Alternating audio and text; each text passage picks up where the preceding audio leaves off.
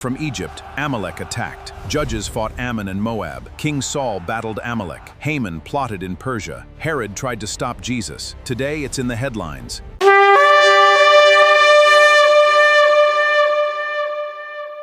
Welcome to Part 10 of the Watchmen Series. We are entering a new phase of our study, where the focus shifts from the history of the ancient world to the way those patterns are actively shaping our own. In our previous lesson, we identified a surprising reality regarding the enemies surrounding Israel. Moab, Ammon, Edom, and Amalek were not distant random empires. They were actually the nation's own blood relatives. This family tree shows that the hostile nations on Israel's borders descended from Abraham's own household, specifically through Lot, Esau, Hagar, and Keturah. This shared lineage created a specific tension. In the biblical record, the divine covenant did not follow the bloodline to every descendant. Instead, it passed exclusively through Isaac and Jacob. This exclusion from the covenant promises resulted in a deep, simmering jealousy. These cousin nations shared Abraham's blood, but not his inheritance, positioning them in direct opposition to the people chosen to carry out God's redemptive plan. While the root of this animosity was spiritual, it was often expressed through practical motives, specifically territorial control and the desire for wealth. This map highlights the King's Highway, the ancient world's most lucrative trade route for incense, spices, and gold. Cousin nations like the Midianites and Edomites controlled this route. When Israel arrived as a blessed and growing nation, they threatened the economic monopoly held by these desert kingdoms. This was a calculated campaign to eliminate a commercial rival. By crushing the newly blessed nation of Israel, these kingdoms aimed to secure their own economic dominance for generations. This hostility manifested almost immediately after the Exodus. Before Israel even reached Sinai, they faced their first external enemy, the Amalekites. The Amalekites launched a targeted attack against the rear of the camp, picking off the stragglers and those most weary and vulnerable. God's response to this specific cruelty was a decree of perpetual war against Amalek, vowing to eventually blot out their remembrance from under heaven. 40 years later, as Israel neared the borders of Moab, King Balak tried to use spiritual warfare to stop them. He hired the sorcerer Balaam to place a curse on the nation. Balaam discovered that his sorcery was ineffective. He could not reverse the blessing God had already placed on the people of Israel. Balaam advised a strategy of infiltration. The goal became internal corruption, finding a way to get Israel to bring a curse upon themselves through their own actions. This illustration depicts the doctrine of Balaam. It represents a strategy of infiltration, using foreign influence and sexual temptation to introduce idolatry and compromise directly into the heart of the camp. This shift from the battlefield to the temple gates was tactical. Moab discovered that if a people cannot be destroyed from the outside, they must be tempted into inviting a curse upon themselves from within. During the era of the Judges, this pattern of raiding continued. Alliances of Midianites, Amalekites, and Moabites swarmed into Israel like locusts, stealing crops and livestock to keep the nation in poverty. Even when Israel established kings, the war persisted. King Saul was commanded to eradicate the Amalekites, but his failure to do so led to future tragedies, including the burning of David's camp at Ziklag and the kidnapping of his people. The biblical account of this unrelenting warfare finds external corroboration in the Mesha Stele, an ancient stone discovered in modern-day Jordan. This inscription confirms Moab's prolonged conflict with Israel, framing the hatred as a religious duty to their god, Chemosh. These records suggest the conflict was never a series of random border skirmishes. It was a multi-generational religious campaign designed to eradicate the covenant people.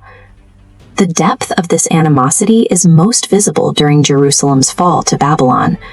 Rather than assisting their relatives, the Edomites celebrated the city's destruction. They captured fleeing refugees and handed them over to the Babylonians while plundering what was left of the city. This betrayal led to a severe judgment from the prophet Obadiah, who condemned Edom for their violence against their brother, Jacob. This collective hostility is described in Psalm 83. The map reveals how these cousin nations formed a unified geographic fence, completely surrounding the nation of Israel. This encirclement had a single clearly stated goal: to cut Israel off from being a nation, so that their name would be remembered no more.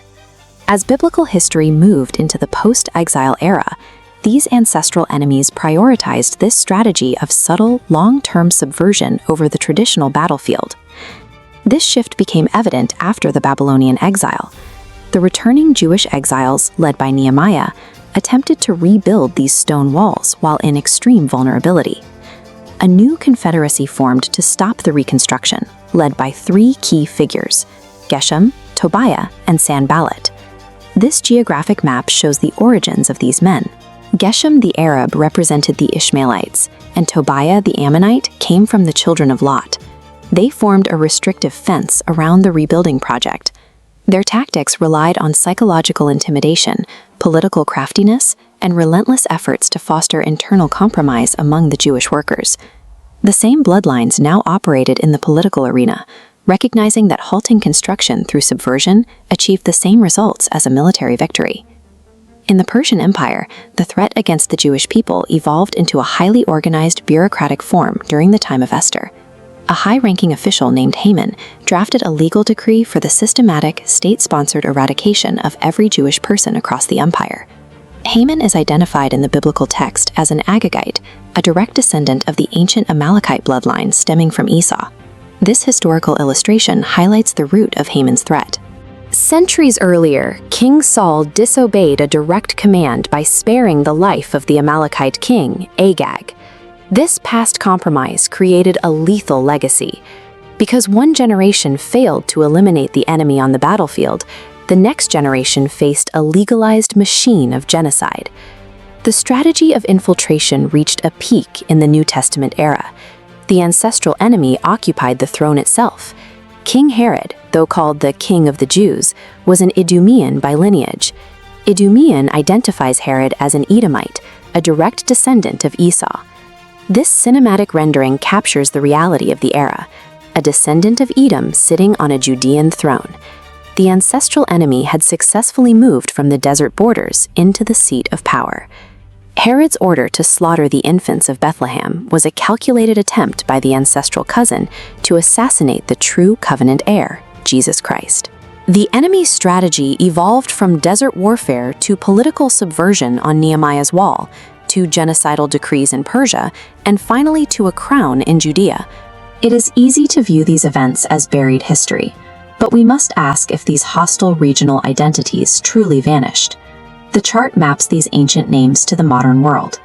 While the flags and borders have changed, the ancestral lines and the spiritual posture toward the covenant people remain tied to these specific lands. Modern regional conflicts represent the active continuation of an ancient, unresolved spiritual war. A watchman recognizes these headlines as historical patterns repeating in real time. A watchman looks for these recurring postures, both open regional threats and subtle internal infiltration, to understand the spiritual environment of the modern Middle East.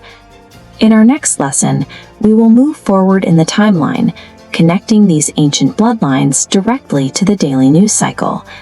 To effectively guard the gates, a watchman must know the whole map. Recognizing this unbroken thread of enmity is the first step in understanding the patterns shaping our future. Thank you for joining us on this journey today.